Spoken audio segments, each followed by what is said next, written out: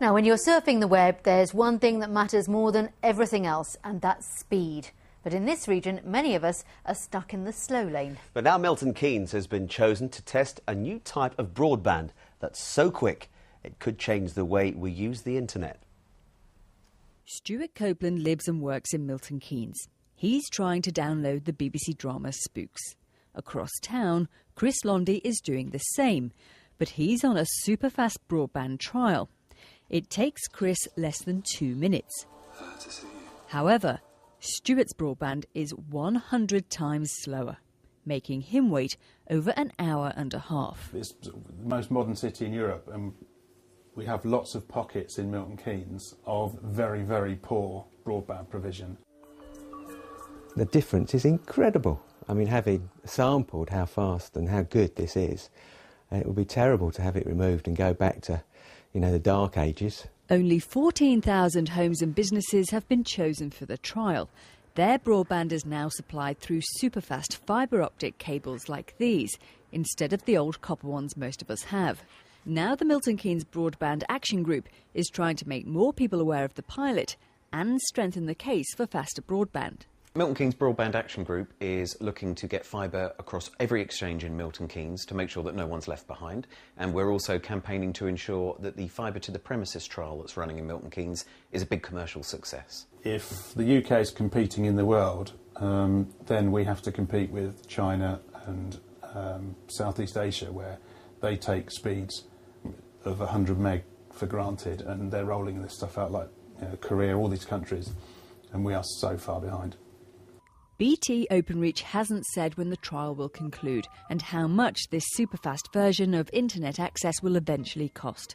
Meanwhile, for Stuart, the wait goes on. Joe Black, BBC Look East. Pretty frustrating if you're waiting. Now, this week the BBC has launched a campaign called First Click to encourage people who don't use the internet to get online. It's especially aimed at people who are over 55. You can call the free phone number. It's 08000 150 950 to find out more. Now, for some, personalised number plates are a bit of a status symbol. They can cost anything from a few £100s to hundreds of thousands of pounds. But some of the rarest and most valuable are owned by local councils. Well, on Inside Out tonight, I'm asking the question, should they be sold to raise money? Now, you might think that personalised number plates only belong to the rich, but an investigation by this programme has found our local councils own plates that could be worth almost £1 million. Local authorities own valuable car number plates because years ago they were originally responsible for issuing them, like F1, which in 1904 became the very first in Essex. Of councils in our region, Northampton's could be the most valuable. But can residents guess how much it's worth? Oh, it's going to be 10,000 to 15,000, obviously. A couple of thousand. 10,000, probably. In fact, it could fetch around £400,000. I'd say you're giving it away. So will the Mayor's Jag keep its custom plate? Genuine, commonly English leather there. Do you think it's right that in the current financial climate we find ourselves in, with everyone facing spending cuts, that the Mayor of Northampton is driving around in a car with a number plate that could be worth £400,000?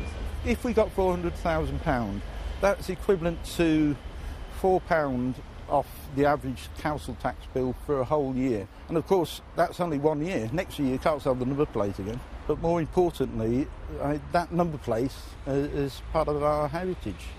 One council has sold up. Essex sold F1 3 years ago for £375,000 and used the money to pay for public services. But there's a twist in the tale.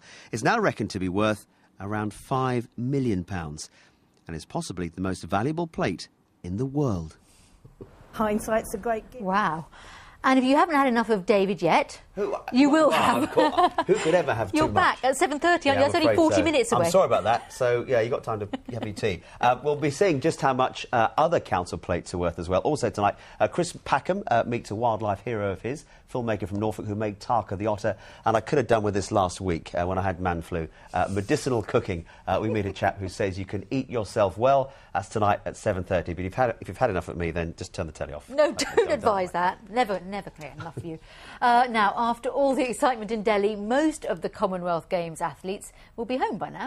Some go straight back into training. For others, it's back to the day job. But for heptathlete Grace Clements, that was almost exciting as winning a medal. Get your welcome back flags here. Operation Welcome Back Grace, organised with military precision and mandatory excitement. The hard work paid off. This bronze medal-winning heptathlete was clearly overwhelmed by her unexpected victory walk back to work. Welcome back. Thank you. Welcome back. Grace Clements is a receptionist at Castle School in Cambridge, but spent the last 2 weeks at the Commonwealth Games in Delhi. Special assembly in her honour, she and they relived the glory of her 800 metres, second place securing her a spot on the podium. I performed well. I mean, you're never quite sure how you're going to perform. You always hope it's going to be good, but I was doing quite well along the way. And after the javelin, it was a realistic possibility, so it was just a case of nailing the 800, which I did, and then I couldn't believe it, a bronze medal. That was really, I totally didn't expect it before I left. It was exciting to see her walk into the school and to see her have the bronze medal, and I was really happy. I was very, very excited and very happy. And how do you think she did in the Commonwealth Games? I honestly don't know, because I didn't watch it. Oh well, lots of people did.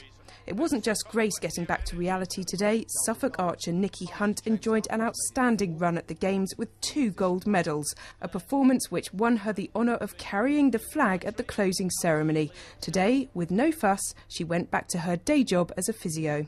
I've been training for this specifically for about 3 or 4 years, and I train 6 days a week, 3 or 4 hours a day after work, and just put hundreds and thousands of hours down and hours down. So, you know, I knew what I was doing. While Nikki massaged her client, Castle School massaged their receptionist's ego just a little bit more with another medal ceremony, their very own Amazing Grace.